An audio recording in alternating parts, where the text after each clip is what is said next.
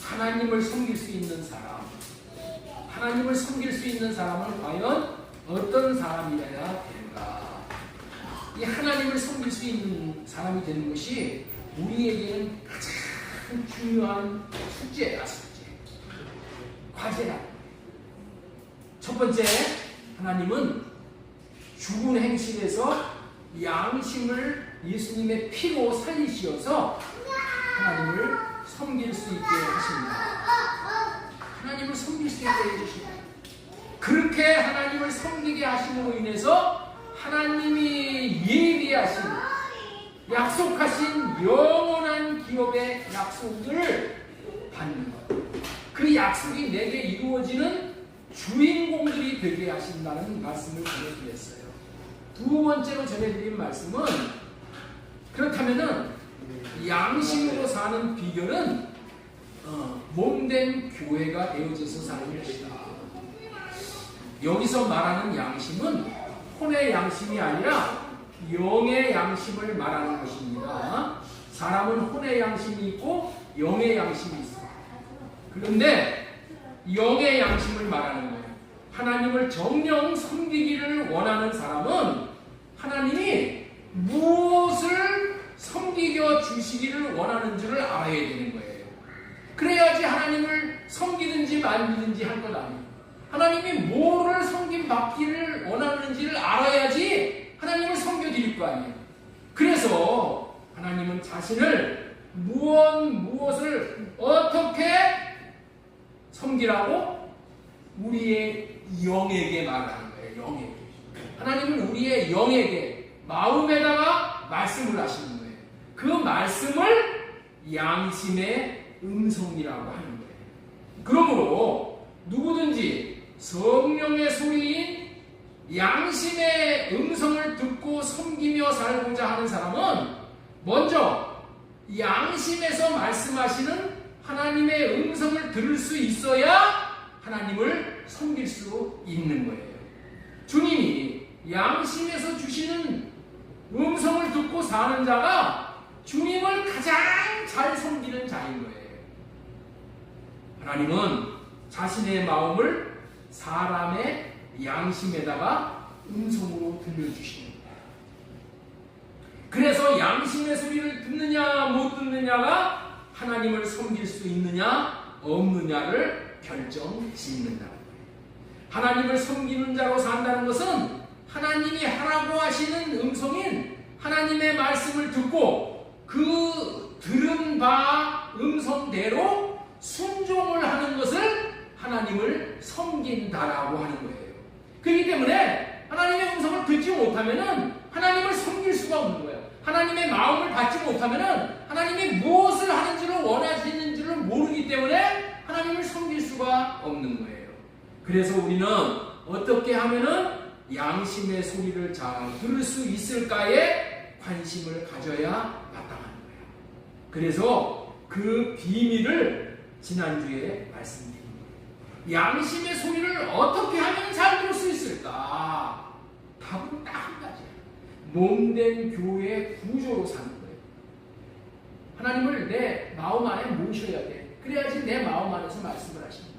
하나님을, 예수님을 내 머리로 모셔야지 내가 몸이 되어져서 하나 되어져서 살아야지 몸이 머리이신 하나님의 마음을, 음성을 듣는 거예요. 몸 안에 가장 깊은 곳인 양심에서 말씀하시는 하나님의 소리를 듣기 위한 유일한 구조가 몸된 교회의 구조예요. 그래서 몸된 교회로 지어져라, 몸된 교회가 되어져서 살라라고 그렇게 반복적으로 말씀을 하십니다. 이 음성을 듣지 못하면은 나는 하나님을 섬겼다고 하는데 하나님은 나는 도무지 너희를 모른다 이렇게 하십니다. 그래서 내가 몸된 교회가 되어져서 몸된 교회의 구조가 되어져서 내 안에 계신 주님의 마음을 받아서 음성을 들어서 그 음성을 순종으로 실천해 드리는 것이 내 삶의 전부라는 거예요. 그래야지 하늘의 영원한 기업을 받는 거예요. 오늘은 내가 거룩하니 너희도 거룩하라는 제목으로 하나님의 말씀을 배워나겠습니다. 우리 한번 따라서 하겠습니다. 내가 거룩하니 너희도 거룩하라.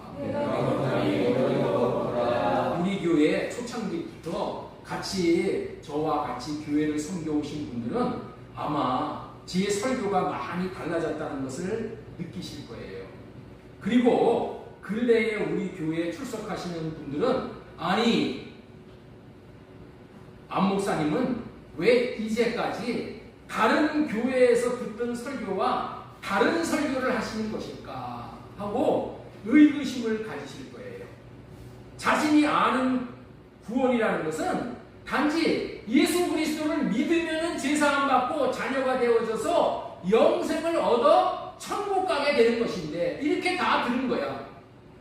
뭘 이리 복잡하게 아브라함에게 전한 복음을 믿어야 하고 할례의 언약을 믿고 새 언약을 믿고 몸된 교회로 세워져서 주님의 이름을 받고 살아야 한다라고 하면서 알아듣기 힘든 복잡한 설교를 해서 혼란스럽게 만드는가라고 의아하게 생각하는 분이 있으신 거예요.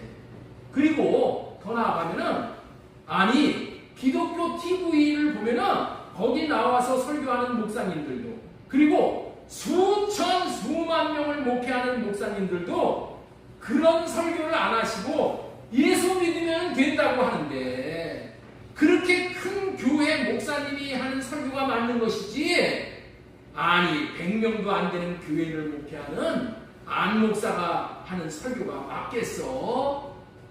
라고 생각을 가지고 제가 하는 설교를 안중에도 안 두시는 그런 분이 계신다면은 그런 선입관으로 인해서 결국에는 배울 수가 없고 그러면은 큰 손해를 보게 된다는 것을 말씀드리고 싶은 거예요. 그뿐만 아니라 제가 매일 전하는 설교와 언약에 대해서 착각을 하여 마음에 안 들어 마음문을 닫고 교회까지 떠나는 분들이 있다는 것을 생각할 때 마음이 너무 아픈 거예요.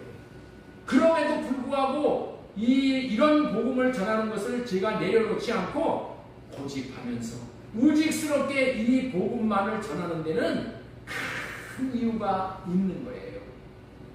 왜 그러는 것일까요? 그것은 많은 사람들이 예수님이 전하시는 복음을 오해하고 있는데 그것을 바로 고쳐주고 바로 듣고 바로 알고 바로 믿음으로 생명을 얻어 생명의 역사에 참여할 수 있도록 도와드리기 위함인 거예요.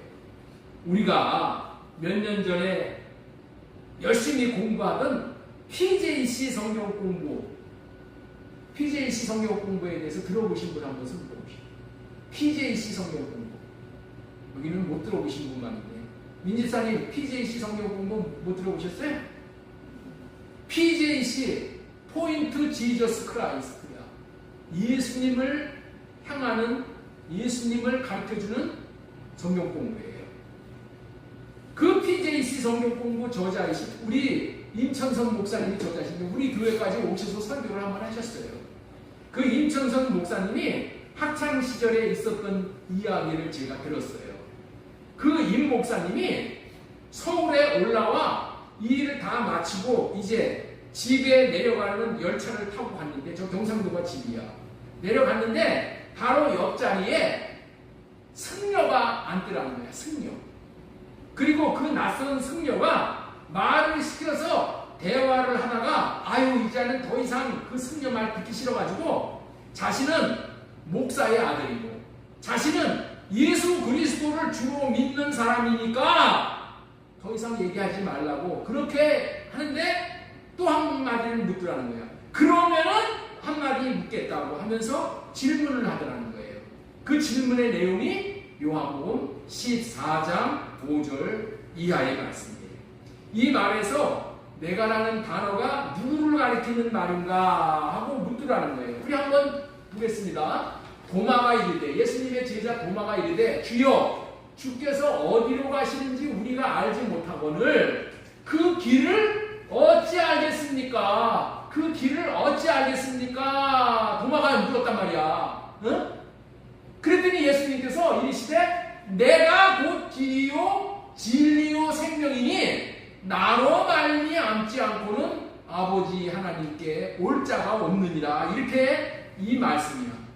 이 말씀은 당연히 예수님이 길이요 진리요 생명이라고 예수님 자신을 소개한 말씀이라고 답을 하자 그 승려가 뭐라고 하냐면 그런 게 아니라고 얘기하더라고요. 그런 게 아니다. 그러면서 이 말에서 예수님이 내가 길이요라고 했는데 이 말의 의미는 누구든지 내가 길이요. 다시 말하면 자신이 길이라는 거야. 자신이 길이고 자신이 진리고 자신이 생명이라고 말한다는 의미로 예수님이 얘기했다는 거야. 그러니까 너도 네가 길인 줄 알고 네가 진리인 줄 알고 네가 생명인 줄 알고 네 마음대로 살아라. 그것이 잘 사는 길이다. 그렇게 얘기를 하더라.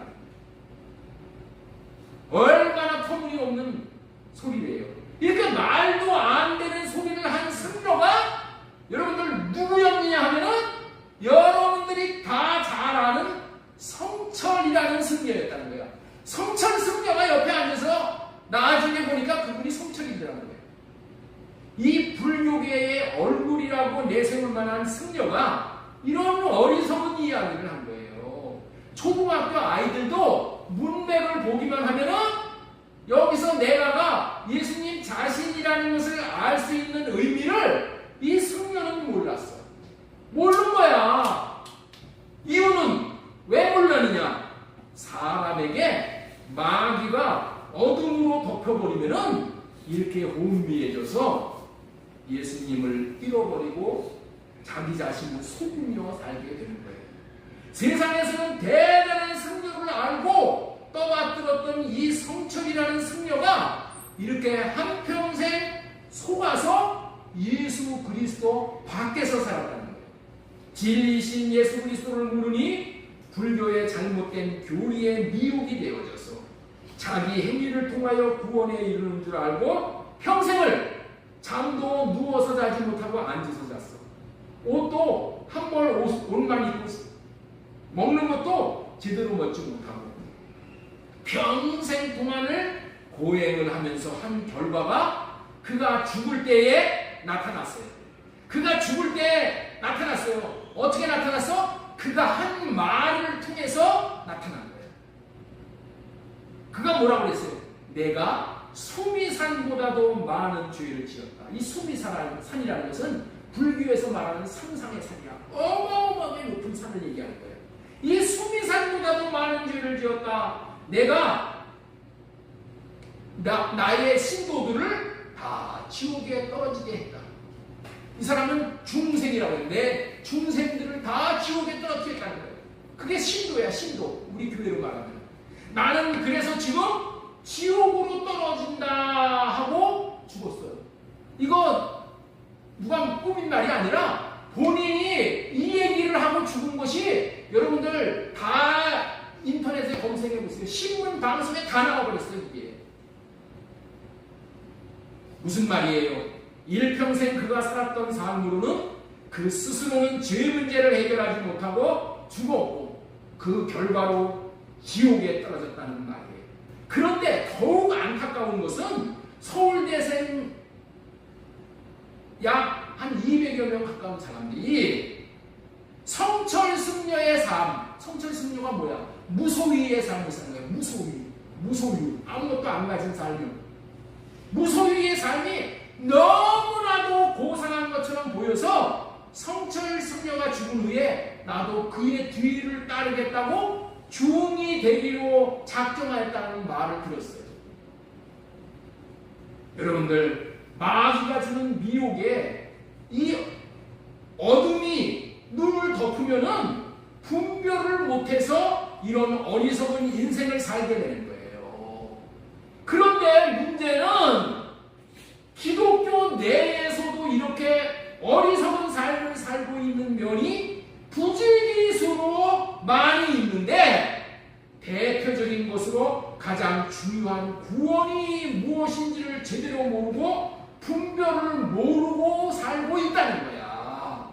여러분들, 이 안 목사가 이런 말을 하면은 아까 서두에 말한 것처럼 교인 몇 명 목회하는 목사가 무엇을 안다고 저렇게 큰 소리를 쳐. 그렇게 등한히 여길 것이 아니라 신중해 두십시오라는 의미로 오늘은 정말 한국 교회에서 존경을 받는 목회를 하시다가 돌아가신 목사님 설교를 준비했으니까 한번 들어보시기 바랍니다. 이 목사님은 서울 강남에서 사랑의 교회를 개척하시어 일평생 목회를 하신 많은 사람으로부터 존경을 받는 목사님, 옥하는 목사님이에요. 이분 설교를 한번 들어보시면 오늘 생각이 바뀌는데 도움이 된다는 마음이 있어서 먼저 영상을 같이 보고자 합니다. 잠시 들어보겠습니다.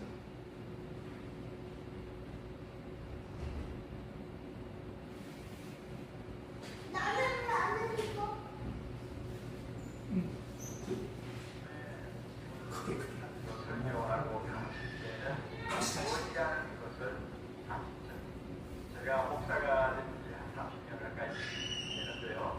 처음에 성경을 설교하고 가르칠 때는 구원이라는 것을 단순하게 생각했어요. 배우기도 그렇게 배우고 예수 믿고 천국 가는 것이다. 이것이 구원이다. 이렇게 단순하게 공식화시켜서 전도하고 또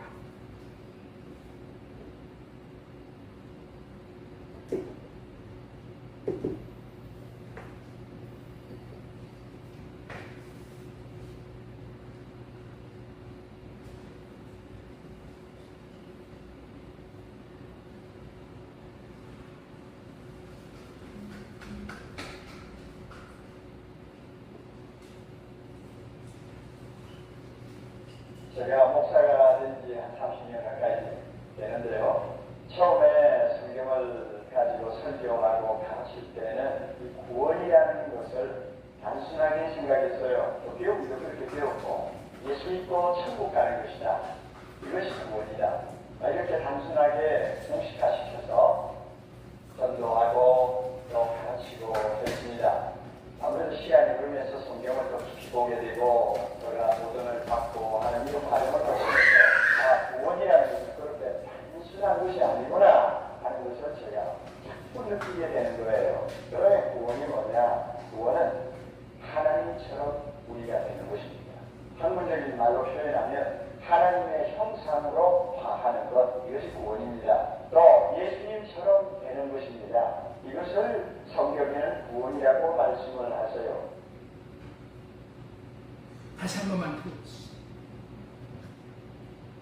제가 목사가 된 지 한 30년 가까이 되는데요.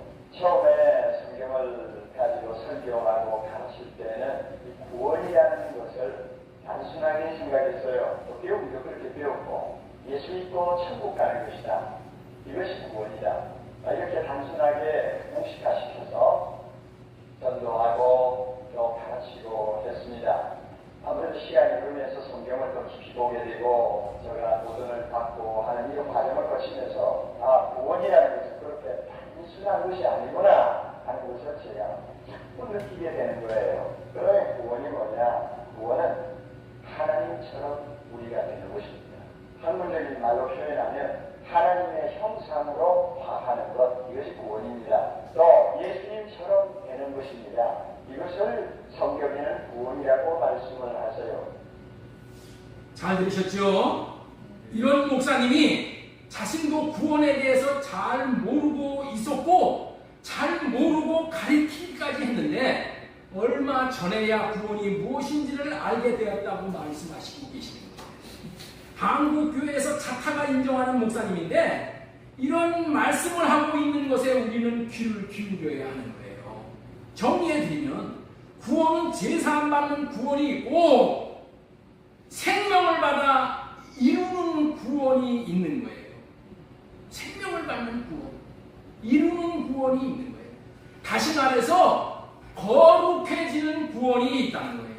거룩해지는 구원, 다시 말해서 그리스도와 같아지는 그리스도의 형상이 이르는 것까지 되어야 완전한 구원이라는 거예요. 이런 구원에 이르는 문을 통과해야 하는 거예요.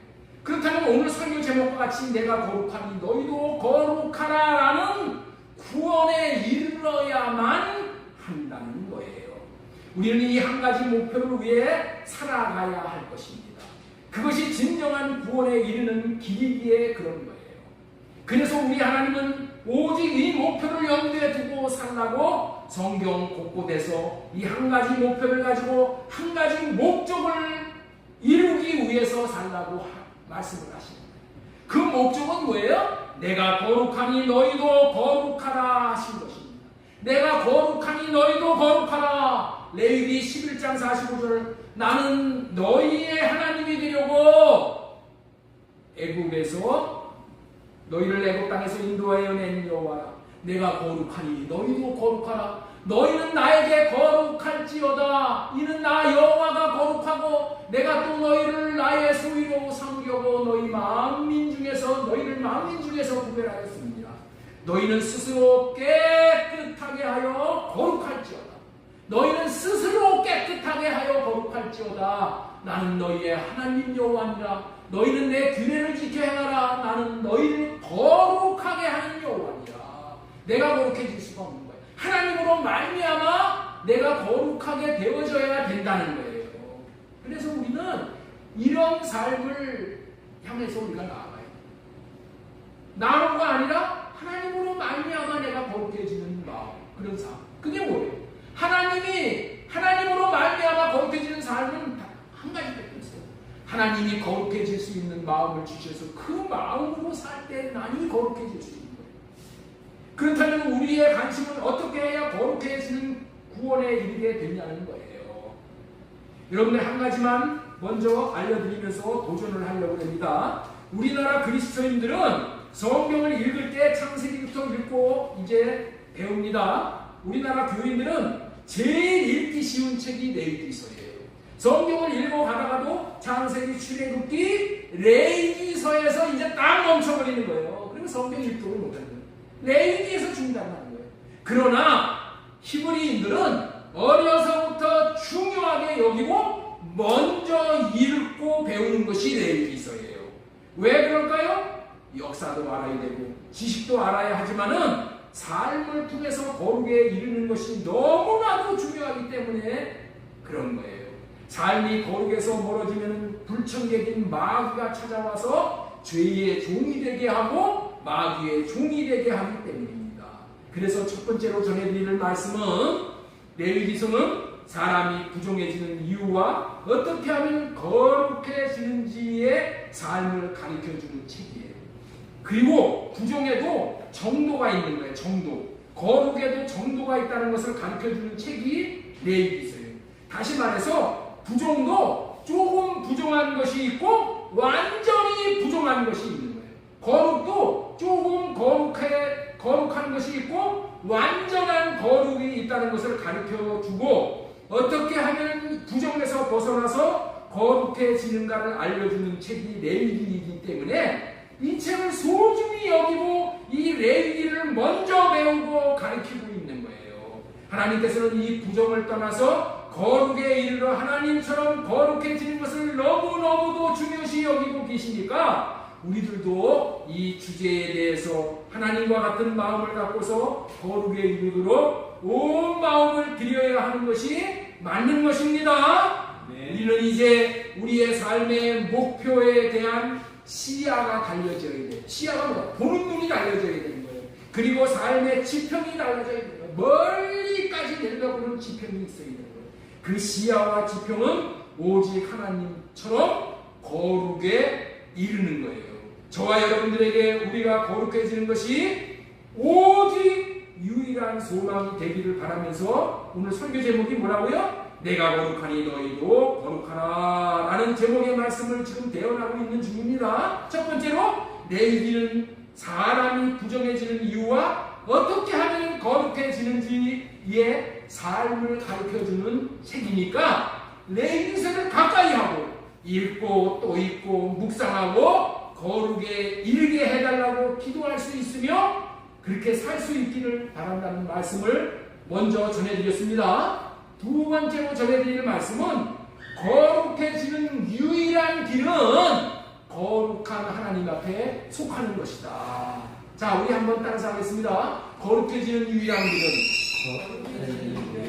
거룩한 하나님께 속하는 것이다.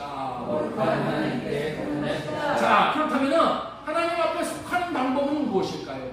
하나님께 속하게 해주시겠다는 언약을 믿고 자신은 하나님의 것입니다 라고 신앙 고백을 하는 거예요.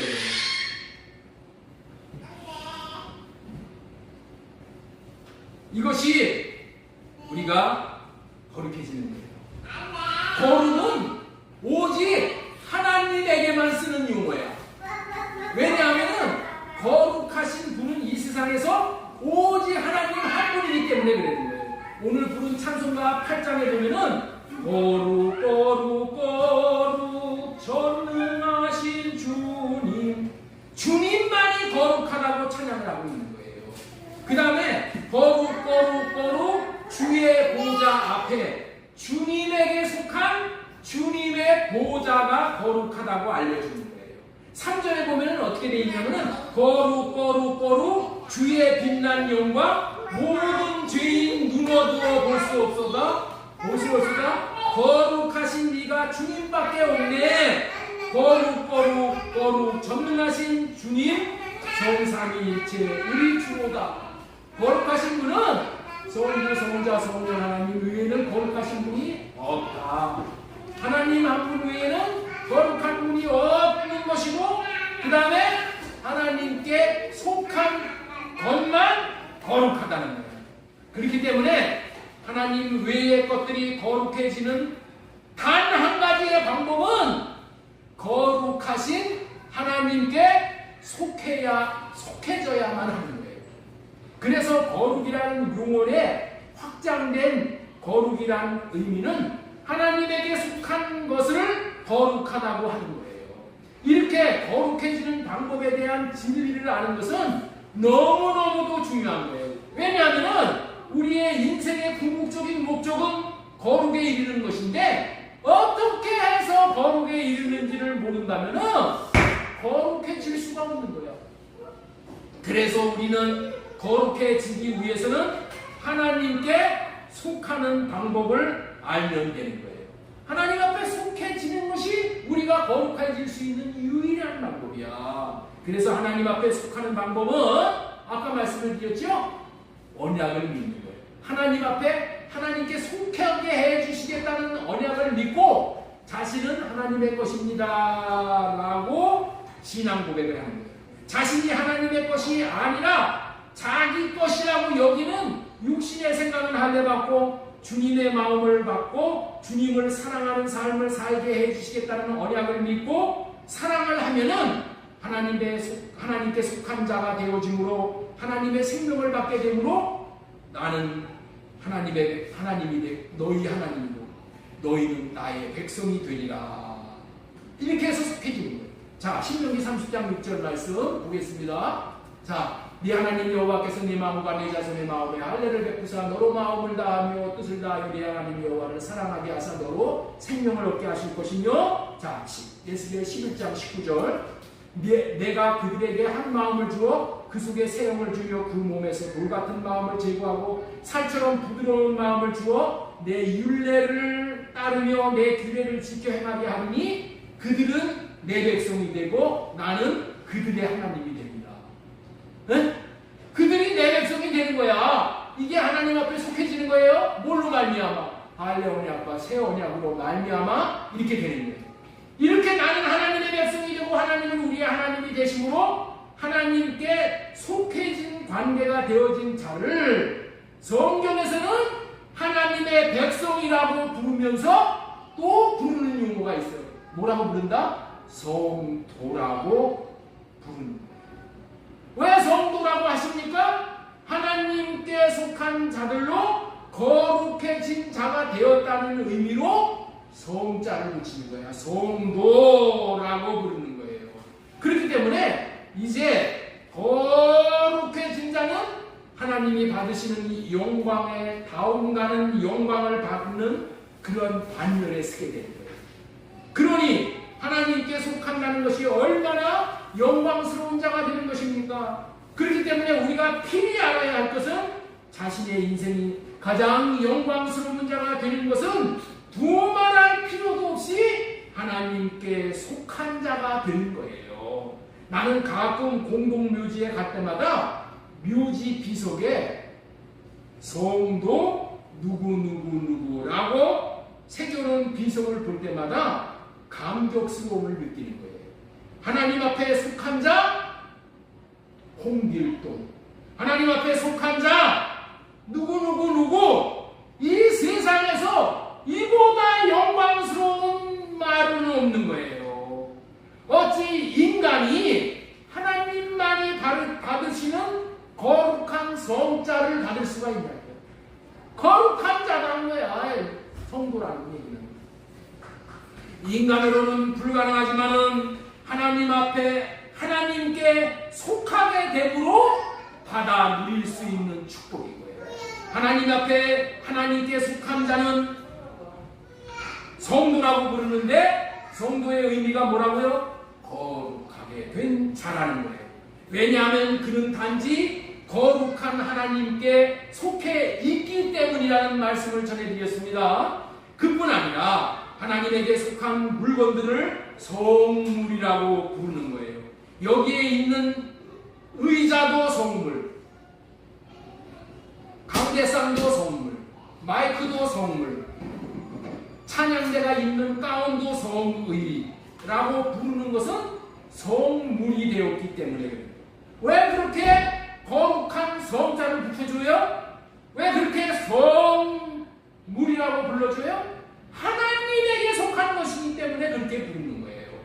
우리가 하나님께 헌금을 드립니다. 여기서 헌금의 헌자가 뭐예요? 바칠 헌자야. 바칠 헌자를 쓰는 이유는 하나님께 드린 돈이기 때문에 그런 거예요. 하나님 앞에 드린 돈이 헌금입니다. 하나님께 드린 돈을 하나님이 받으십니다. 그 하나님이 받으신 돈은 보통 돈이 아닙니다. 돈도 다 같은 돈이 아니에요. 드린 돈은 하나님 앞에 속한 하나님의 것이 된 성금, 거룩한 돈이 된 거예요. 그 돈이 헌금이야. 거룩한 돈, 거룩한 하나님의 것이기 때문에 거룩자를 붙이는 거야. 그래서 그 돈은 쓰는데도 달라야 하는 겁니다. 하나님이 쓰셔야 하고 하나님의 영광을 위해 쓰이도록 써야 하는 거예요. 함부로 사람을 위해서 쓰면 안 되는 거야.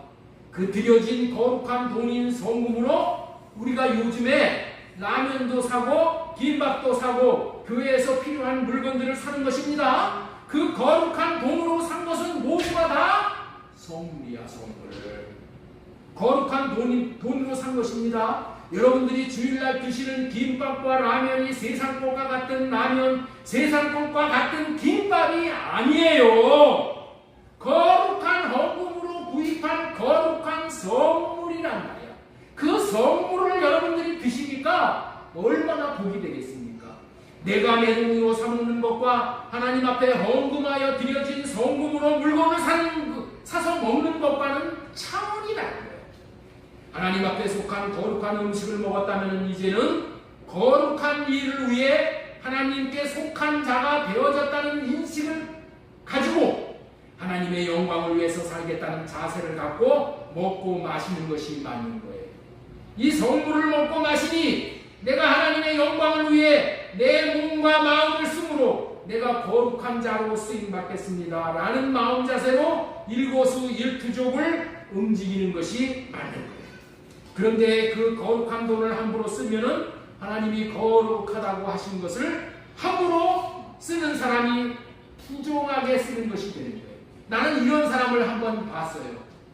몇 해 전에 목회자 세미나에 참석해서 교회 측에서 제공한 식사를 섬김을 받았어. 그리고 이제 식사 후에 교회 측에서 제공한 일회용 커피, 이 일회용 커피 이렇게 가게다가 하나씩 이렇게 떼먹잖아. 우리도 이렇게 해야 되잖아. 일회용 커피에서 이제 커피 한 잔을 타먹으려고 하는데 어떤 형제가 나타나가지고 일회용 커피 박스 안에서 손을 집어넣고 커피 그걸 봉투를 한 주먹을 끄냐고 주머니에다가 또 집어넣는 거예요. 그것을 보면서 너무너무 안타까운 마음이 들었어요.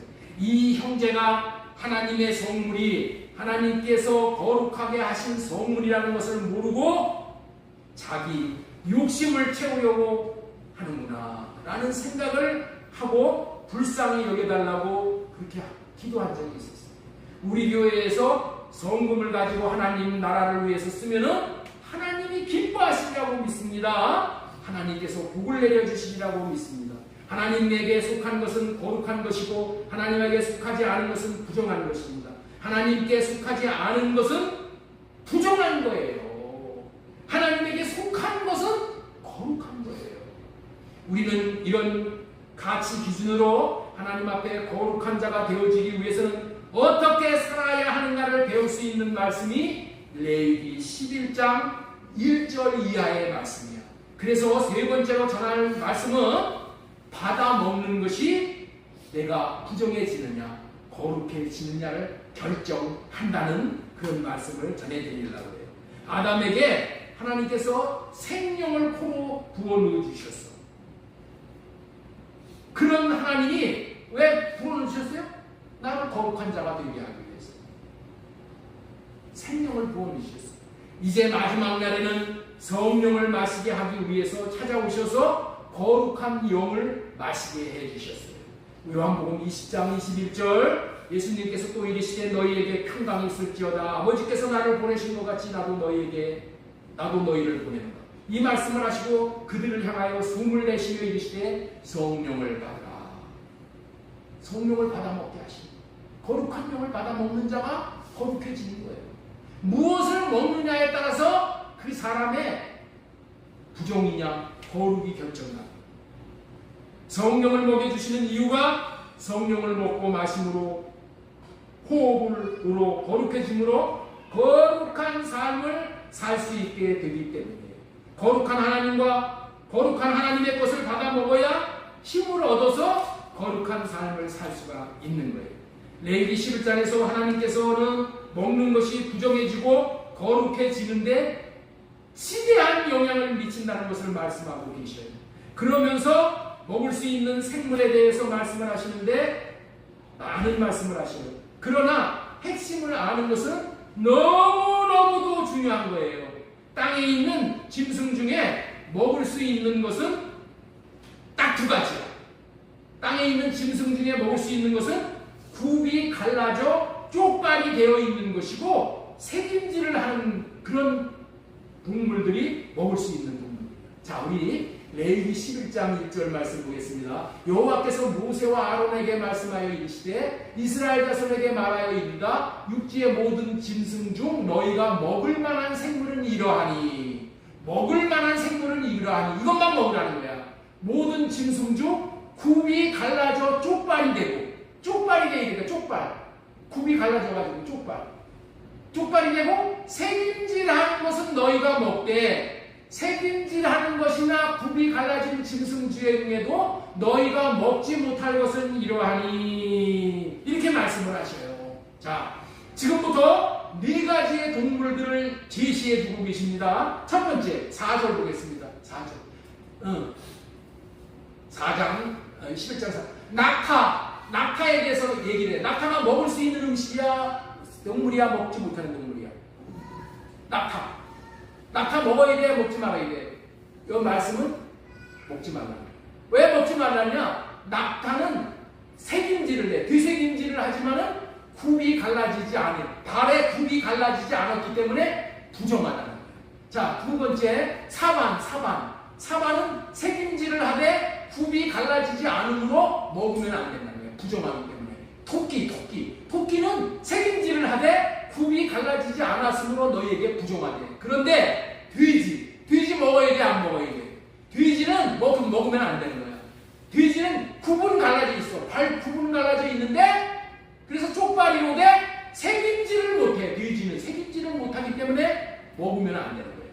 그런데 소는 먹어요 안 먹어? 소는 쪽발이고 되새김질을 하기 때문에 먹는 거예요. 자, 8절 너희는 이러한 고기를 먹지 말고 그 주범도 시체도 만지지 말라. 이런 것은 너희에게 부정하니라. 자, 지금서부터 하나님 하나님께서는 왜 이렇게 말씀하시는지 이유를 제가 전해드리려고 하는 거예요. 짐승은 땅에다가 발을 딛고 삽니다. 그렇죠? 짐승은 땅에다가 발을 딛고 살아. 여기서 땅은 뭐를 얘기하냐? 세상을 이야기하는 거야. 세상이 땅이야. 땅에 발을 덥석 밟고 사는 짐승은, 다시 말해서 발바닥이 땅에 100% 닿는 짐승은 부정한 짐승이라고 하나님은 하시는 거예요.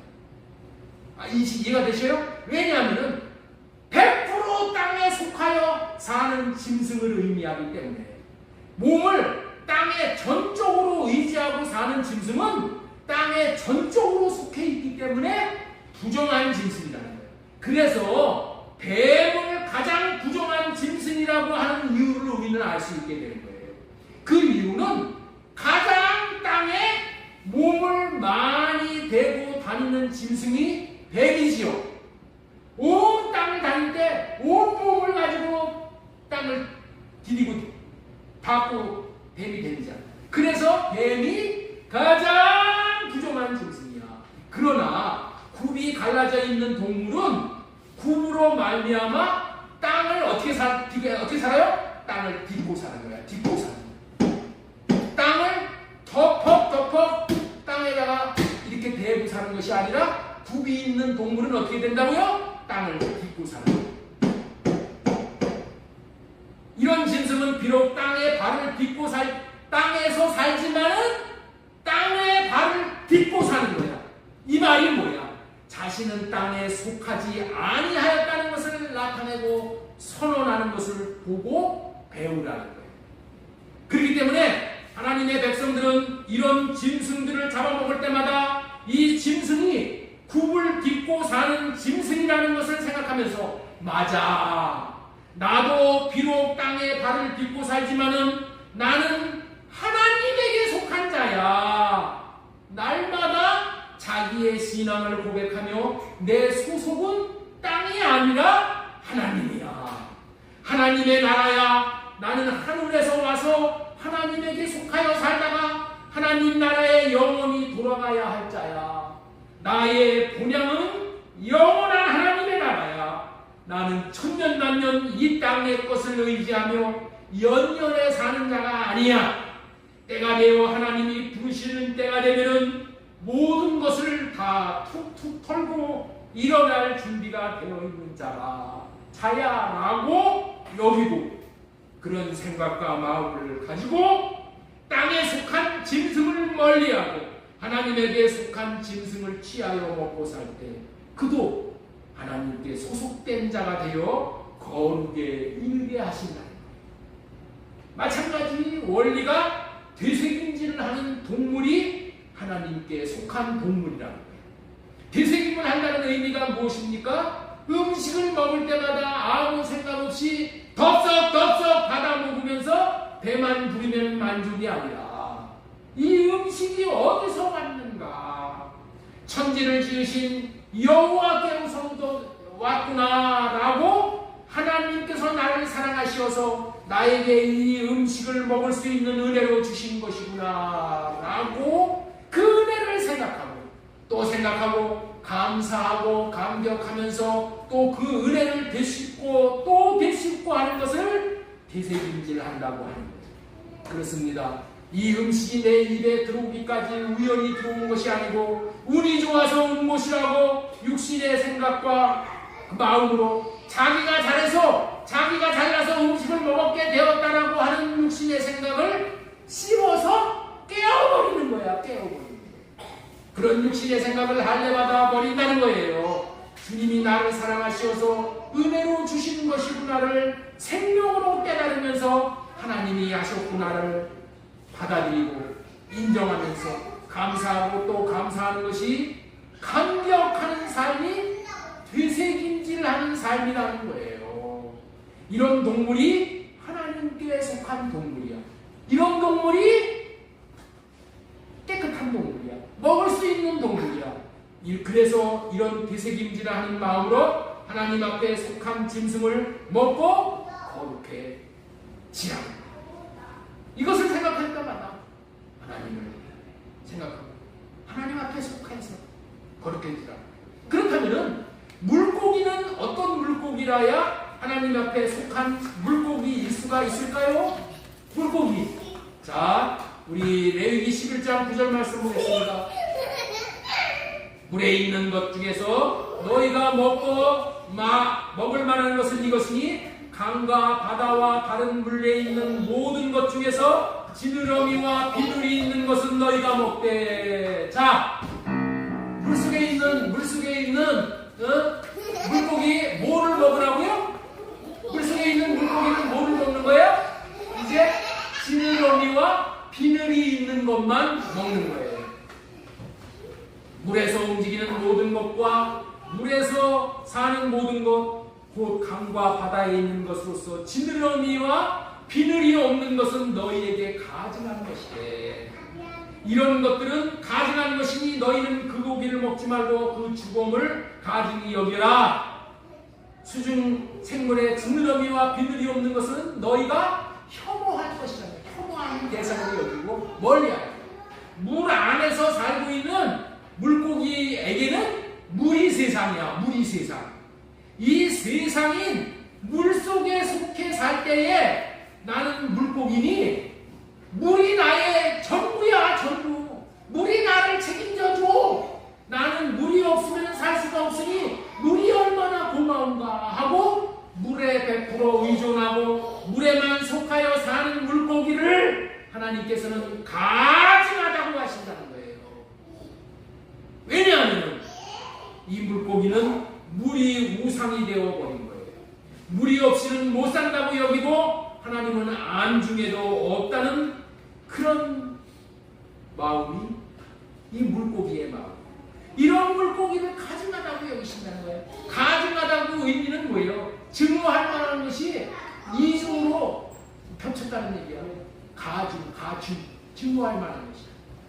그러나 지느러미와 비늘이 있는 물고기는 하나님 앞에 속한 물고기이므로 먹으라고 하신다는 거예요. 뭐를 먹으라고? 지느러미와 비늘이 있는 물고기는 먹으라고 하신다는 거예요. 정한 고기이기 때문에. 이 말은 이런 의미예요. 이 말은 물속에 비록 물고기가 살지만은 물과 구분이 되어지는 경계가 비늘이야. 비늘이 있으면은 물고기 자신의 몸이 물에 직접 닿지가 않아요. 비록 물고기지만 이 물고기를 통해서 가르쳐 주시려는 주님의 말씀은 대단한 중요한 의미가 있는 거예요. 나는 비록 물이 없이는 살 수 없는 물고기지만 그래도 나는 물로만 사는 것이 아니다. 하나님으로 사는 물고기이다. 나는 물에 살지만 하나님으로 말미암아 사는 물고기야. 하나님께서 물도 하나님이 주신 분이시오. 물을 하나님이 주셨잖아요. 하나님이 나를 물 안에서 살게 하셨으므로 그로 말미암아 나로 말미암아 살게 하시는 분은 물 이전에 하나님이시오. 그러므로 나에게 중요한 것은 물이 먼저가 아니라 하나님이 중요하신 분이시오.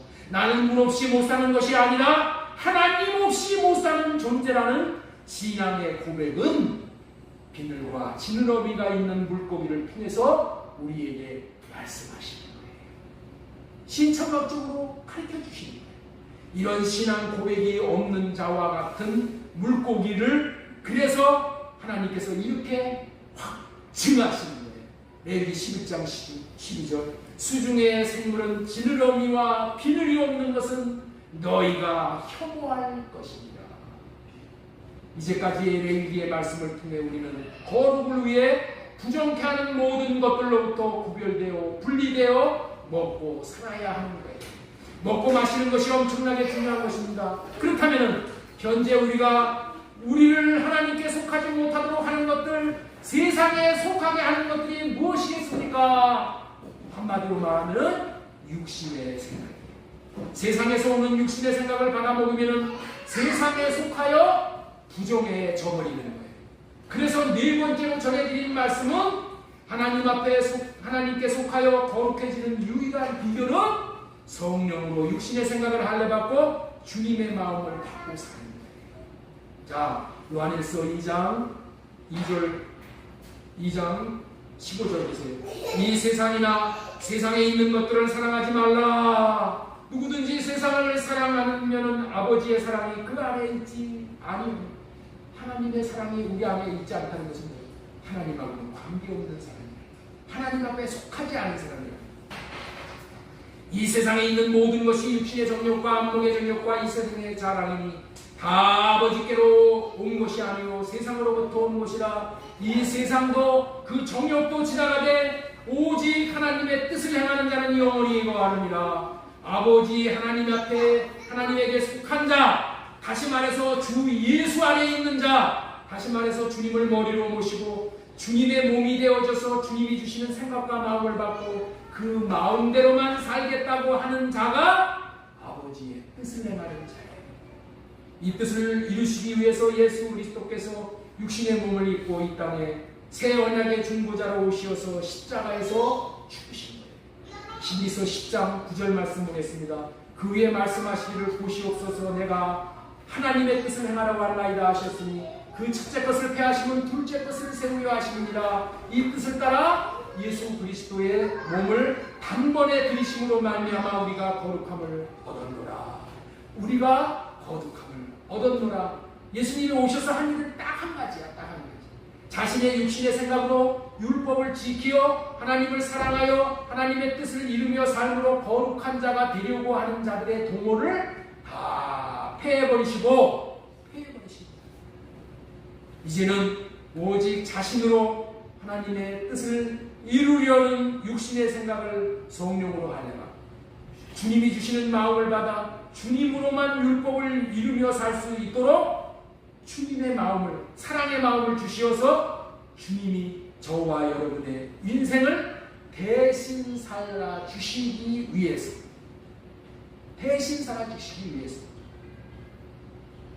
주님의 이름이 나타나십니다. 그래서 주님의 그 이름으로 말미암아 사는, 그래서 그렇게 삶으로 말미암아 주님의 이름을 지극히 높이어 영광을 돌리는 자가 되게 하심으로 저와 여러분들이 주님의 찬송이 되게 하시려는 거예요. 이렇게 살 수 있게 되어지는 자가 거룩한 자가 되어지는 비결임을 기억하시고 이 원리로 말미암아 내가 거룩하니 너희도 거룩할지어다 하나님의 뜻을 이루는 거룩한 주인공들이 되실 수 있기를 바랍니다. 히브리서 10장 9절 말씀 다시 한번 읽겠습니다. 그 후에 말씀하시기를 보시옵소서. 내가 하나님의 뜻을 행하러 왔나이다 하셨으니 그 첫째 것을 폐하시면 둘째 것을 세우려 하십니다. 둘째 것을 세우려 하십니다. 주님이 주시는 마음을 받아서 주님이 나타나려 하십니다. 주님이 나를 대신 살아가게 하려 하십니다. 이런 뜻을 따라서 주님이 십자가에서 죽으셨어. 그래서 우리가 어떻게 되는 거예요? 이 뜻을 따라서 삶으로 거룩한 자가 되었다는 거예요. 이로 말미암아 들이심으로 말미암아 우리가 거룩함을 얻었노라. 만물은 하나님이 지어놓으신 바대로 하나님 앞에 속하여 살고 하나님 밖에 사는 거예요. 만물은 다 하나님이 지어놓으신 바대로 하나님 앞에 속하여 살고 또 하나님 앞에 하나님의 뜻을 이루면서 사는 거예요. 자, 온 천하 만물은 하나님이 정해놓으신 대로 살아요. 온 천하 만물은 어떻게 산다고요? 하나님이 정해놓으신 대로 살아. 해는 해같이 살아. 해가 지가 피곤하다고 오늘은 나 햇빛을 바라는 거 하루 쉴게. 해가 그래요? 안 그래. 하나님이 지어놓으신 대로 날마다 빛을 비치고 살아. 달도 마찬가지야. 달도 계속 빛을 비치고 살아. 달은 달같이 살아. 나무는 어떻게 돼? 지가 싫다고 여기저기 옮겨다니면서 살아요? 나무는 하나님이 심겨놓으신 곳에서 나무가 열매를 맺어줘요. 백합화는 백합과 같이 살아요. 그러나 인간만은 하나님이 만들어 놓으신 바대로 하나님의 형상으로 창조하셨기 때문에 하나님처럼 살아야 마땅해. 하나님처럼 살아야 마땅하지만은 그렇게 살지 않아. 누구만은? 인간만은 그렇게 살지 않아. 그것은 왜 그렇게 사냐? 인간은 하나님께서 자유의지를 주셨어요. 자유의지. 하나님의 마음대로 살 수도 있고 하나님의 마음을 거부하고 살 수도 있어. 자유의지를 줬다니까. 이 세상 세상 만물은 다 하나님이 꼭두가시처럼 살게 해놓으셨어. 그렇기 때문에 모든 만물은 하나님의 성물이야, 성물. 다 하나님을 나타내고 살아. 그런데 유독이 누구만은 하나님의 마음에 안 맞게 지멋대로 산다고? 인간이 이렇다. 인간은 뭐야? 지 생각대로 살아. 지 생각대로 비유에 맞는 대로 사는 거야. 왜 그렇다고요? 하나님이 자유의지를 주셨어. 그래서 지 생각대로 지 마음대로 살 수도 있고 하나님의 뜻을 택하여서 하나님 마음대로 살 수 있어. 그러나 뭐예요? 그러나 결과는 하나님이 심판을 하신다. 심판. 그래서 우리는 어떻게 살아야 되느냐? 내 생각대로, 내 마음대로 사는 것이 아니라 반드시 내 생각은 할례받고 주님이 주시는 마음을 받아서 그 마음대로 살지 않으면 하나님에게 속하여 살 수가 없게 되는 존재가 인간인 거예요. 이게 인간의 특징이야. 거룩에 이를 수가 없다는 거예요. 그냥 내버려 두어도 자연히 하나님의 뜻대로 살 수 있는 존재는 없어. 그런 인간은 하나도 없어. 그냥 내버려 두면 어떻게 돼요? 그냥 망그러지는 쪽으로 가는 거예요.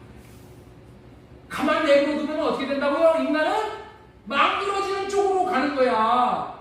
이 말을 과학적인 용어로는 엔트로피라는 용어를 써. 엔트로피가 커지는 쪽으로, 증대되는 쪽으로 간다는 거예요. 엔트로피가 뭔 뜻이냐면은 무질서도의 척도야. 무질서. 얼마나 무질서해졌는가를 재는 척도가 뭐야? 엔트로피야. 네? 사람은 그냥 내버려 두면 어떻게 돼요?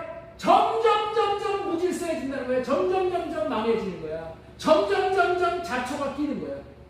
그냥 내버려 두면 잡초가 끼고 거미줄이 껴가지고 귀신 나오는 집이 돼버리는 것이 사람이야. 무질서는 뭐예요? 기종이야. 하나님의 성품은 거룩이고 거룩하신 하나님은 어떠해요? 질서의 하나님이시다. 그래서 우리는 자신을 방치하면 무질서 쪽으로 가는 거야. 다시 말해서 잡초가 생기고 잡초만 자라게 되어서 거룩의 열매는 맺을 수가 없는 거야. 그게 인간이야. 그래서 거룩하게 되고자 하는 자는 나로 살고자 하는 육신의 생각은 반드시 할례를 받아야 돼요. 그리고 주님에게 속해야 되는 거예요.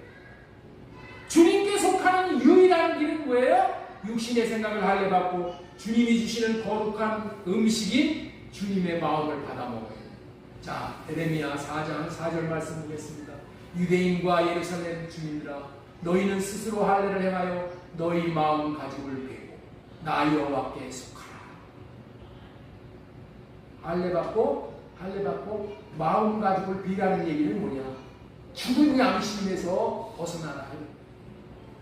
마음에 가죽이, 양심의 가죽이 입혀지면은 죽은 양심이 돼요. 마음 가죽을 베어버리는 것이 할례다. 그리고 나 여호와께 속하는 것이 할례다. 하나님 앞에 속한 자가 뭐라고 했죠? 거룩한 자, 성도예요. 우리가 거룩해지는 유일한 비결은 뭐예요? 하나님에게 속하는 방법밖에 없어. 내가 거룩하니 너희도 거룩하라. 거룩을 이룰 수 있는 방법은 한 가지. 하나님 앞에 속하는 것. 하나님 앞에는 어떻게 속해요? 내 육신의 생각은 할례받고 주님의 마음을 받아야지만 주님에게 속하는 것. 거룩해지는 유일한 길은 할례받는 것. 나는 내 생각을 할례할 수가 없어. 성령을 구해서 성령으로 말미암아 할례받는 것이라는 것을 알고 할례를 받음으로 하나님 앞에 속하여 내가 거룩하니 너희도 거룩하라는 하나님의 뜻을 이룰 수 있는 주인공들 다 되실 수 있기를 예수님의 이름으로 소망드리고 축원합니다.